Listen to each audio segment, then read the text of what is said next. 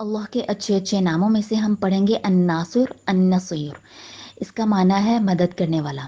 سورۃ آل عمران میں اللہ تعالیٰ کا فرمان ہے بل اللہ مولاکم وہو خیر الناصرین، بلکہ اللہ ہی تمہارا مولا ہے اور وہ بہترین مددگار ہے۔ اسی طرح سورۃ الحج میں اللہ تعالیٰ کا فرمان ہے وَاعْتَصِمُوا بِاللَّهِ هُوَ مَوْلَاكُمْ فَنِعْمَ الْمَوْلَى وَنِعْمَ النَّصِيرُ، اور مضبوط تھام لو اللہ کو، وہی تمہارا مولا ہے، تو کتنا اچھا مولا ہے اور کتنا اچھا مددگار۔ ہم دیکھیں انسان کو اللہ تعالیٰ نے کمزور پیدا کیا ہے۔ انسان کو اپنی زندگی گزارنے کے لیے ہر طرح کی مدد کی ضرورت ہوتی ہے۔ جیسے کہ انسان کو اگر مال چاہیے تو وہ کسی مالدار کی طرف دیکھتا ہے، اس کو اگر علم چاہیے تو کسی عالم کی طرف دیکھتا ہے، کوئی ہنر چاہیے تو اس ہنر کے ایکسپرٹ کو دیکھے گا۔ اسی طرح سے باقی سارے معاملات میں بھی انسان کو کیونکہ اللہ نے کمزور پیدا کیا ہے، لیکن اللہ سبحانہ و تعالیٰ جو ہے وہ ہمیشہ اپنے اس نام الناصر النصیر کے ساتھ جانا جائے گا کہ وہی وہ ذات ہے جس کے پاس ہر قسم کی مدد ہے۔ وہ اس دنیا میں اسباب کے ساتھ بھی مدد کرتا ہے اور بغیر اسباب کے بھی۔ اب ہم دیکھتے ہیں کہ اللہ کی مدد جو ہے وہ دو طرح کی ہوتی ہے۔ ایک ہوتی ہے عام مدد جو تمام انسانوں کے لیے ہے، جس میں ہم نے جو بات کی کہ انسان کو مالی مدد کی ضرورت ہوتی ہے، اس کو علم کی ضرورت ہوتی ہے، اس کو ہنر کی ضرورت ہوتی ہے، اس کو اپنی زندگی گزارنے کے باقی معاملات میں کھانے پینے کی، رزق کی، باقی سارے معاملات کی ضرورت ہوتی ہے۔ تو وہ عام مدد جو ہے وہ اللہ تعالیٰ نے تمام انسانوں کی ہوئی ہے، چاہے اس میں کوئی مومن ہے، کوئی کافر ہے، چاہے کوئی مشرک ہے، ہر کسی کو اللہ تعالیٰ نے یہ مدد دی ہوئی ہے اس کی جانوں کی حفاظت کر کے۔ پھر اللہ تعالیٰ کی خاص مدد جو ہے وہ خاص لوگوں کے لیے ہوتی ہے، وہ بیسیکلی اولیاء کے لیے ہوتی ہے۔ اور اولیاء میں کون لوگ آتے ہیں؟ تین قسم کے لوگ آتے ہیں۔ رسول آتے ہیں جن کو اللہ تعالیٰ اپنی رسالت کے ساتھ اس دنیا میں بھیجتے ہیں۔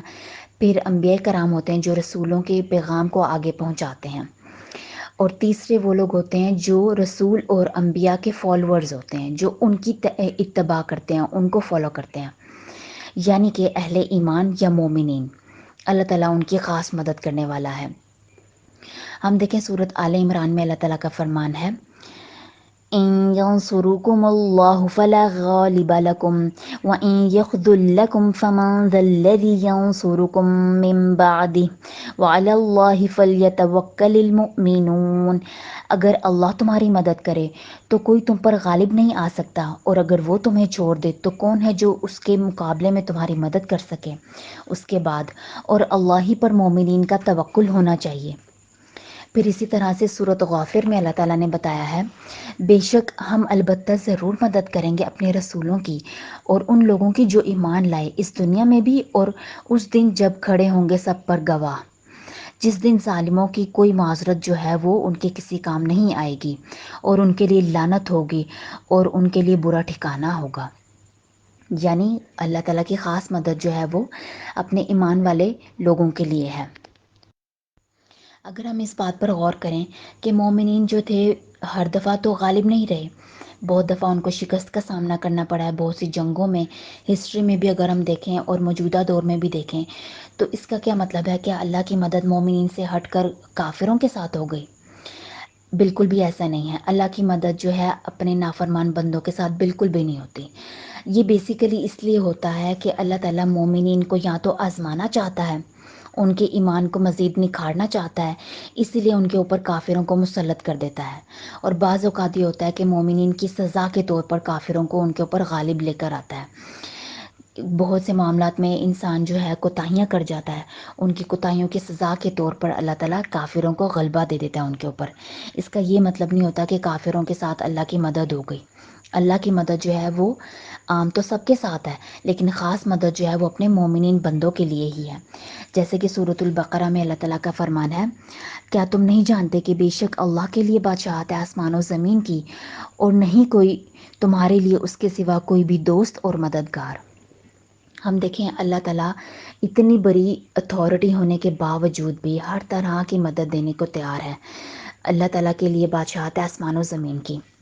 اگر ہم اس بات پہ غور کریں کہ ہم کن لوگوں سے مدد کے طلبگار ہوتے ہیں اپنی زندگیوں میں، جن کے پاس تھوڑی سی کوئی پوسٹ بڑھ جائے، کسی کے پاس مال زیادہ آ جائے، کسی کے پاس عہدہ ہو، کسی کے پاس فیم ہو، تو ہم سوچتے ہیں کہ شاید یہی لوگ ہیں جن سے انسپائر ہوا جا سکتا ہے، یا جن سے کسی قسم کی بھی کوئی مدد، کوئی گائیڈ لائن چاہیے ہو سکتی ہے۔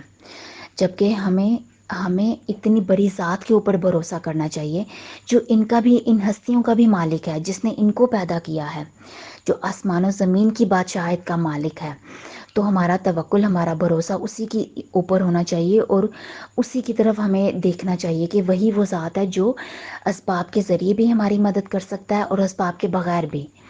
لیکن اس دنیا کی زندگی کو اللہ تعالیٰ نے اسباب کے ساتھ جوڑا ہے۔ ہمارا تعلق جو ہے وہ، یا بھروسہ ہمارا اسباب کے اوپر نہیں ہونا چاہیے، بلکہ اسباب بنانے والے کے اوپر ہونا چاہیے۔ پھر یہ بات تو ہو گئی اللہ تعالیٰ کے مددگار ہونے کی۔ اب ہم دیکھیں کہ اللہ تعالیٰ کا مددگار کون ہے۔ سورۃ الحج میں اللہ تعالیٰ نے بتایا ہے کہ البتہ ضرور مدد کرے گا اللہ اس کی جو اس کی مدد کرتے ہیں، بے شک اللہ طاقتور ہے، زبردست ہے۔ یعنی اللہ کو کیا مدد کی ضرورت ہے؟ ایسا نہیں ہے، اللہ تعالیٰ تو خود طاقتور ہے، غالب ہے سب کے اوپر، اللہ کو مدد کی ضرورت نہیں۔ جبکہ اللہ تعالیٰ نے بیسیکلی یہ بات کر کے بتایا ہے کہ جو اس کے دین کی مدد کرے گا، یعنی اس کے دین کا علم سیکھے گا، اس پہ عمل کرے گا اور اس کو آگے پہنچائے گا، تو وہ بیسیکلی اللہ کا مددگار ہوگا۔ اس کے بارے میں قرآن میں اللہ تعالیٰ نے بتایا ہے کہ حضرت عیسیٰ علیہ السلام نے اپنے ارد گرد لوگوں سے کہا تھا کہ کون انصار اللہ بنے گا، یعنی کہ اللہ کی مدد کرے گا میرے ساتھ مل کر۔ اس کا مطلب یہ نہیں کہ اللہ کو مدد کی ضرورت تھی، بلکہ اللہ کے دین کو پھیلانے میں کون مددگار ہوگا۔ اور اسی سنت کو فالو کرتے ہوئے نبی صلی اللہ علیہ وسلم نے بھی اپنے صحابہ کرام میں سے کہا کہ کون انصار اللہ بنے گا، تو بہت سے صحابہ کرام نے اپنا کردار ادا کیا۔ اسی طرح سے ہمارے لیے بھی ہے کہ ہم اگر چاہتے ہیں کہ اللہ کی خاص مدد ہمارے لیے آئے، تو ہمیں مومن بننا ہے، اور مومن بننے کے لیے ضروری ہے کہ ہم اللہ کی اطاعت کریں، اس کے بتائے ہوئے کاموں کو عمل میں لے کر آئیں، اور اس کے روکے سے رک جائیں، پھر اس کی نعمتوں پر شکر ادا کریں۔ اختتام کرتے ہیں خوبصورت سی 2 دعاؤں کے اوپر۔ اللہم یا قوی یا عزیز یا خیر الناصرین انصر دینک و کتابک و سنت نبیک و عبادک المؤمنین۔ اے اللہ جو طاقتور اور زبردست ہے، جو بہترین مدد کرنے والا ہے، اپنے دین کی مدد فرما، اور اپنی کتاب کی مدد فرما، اور اپنے نبی کی سنت کی، اور اپنے مومنین بندوں کی۔ دوسری دعا ہے اللہم انصر من نصر الدین۔ اے اللہ جو تیرے دین کی مدد کرے اس کی تو مدد فرما۔ وخذل من خذل الدین من الطغاة والمفسدین۔ اور چھوڑ دے ان کو جو تیرے دین کو چھوڑ دیں سرکشوں اور مفسدوں میں سے۔ اگر ہم اللہ کی صحیح معنوں میں پہچان حاصل کرنا چاہتے ہیں، یا اللہ تعالیٰ کی مدد حاصل کرنا چاہتے ہیں اپنی زندگی کے ڈفرینٹ معاملات میں، تو ہمیں اللہ کو اسلام کے ساتھ کثرت سے پکارنا ہے، اور ساتھ ہی ساتھ اپنا کردار ادا کرنا ہے، اپنے فرائض پورے کر کے، اللہ کی اطاعت کر کر، یہ سوچ کر کہ اگر ہم مومنین بن جائیں گے تو اللہ کی مدد جو ہے وہ کنفرم ہمارے لیے ہوگی۔ پھر ساتھ ہی ساتھ ہمیں ان دعاؤں کو بھی کثرت سے پڑھنا ہے۔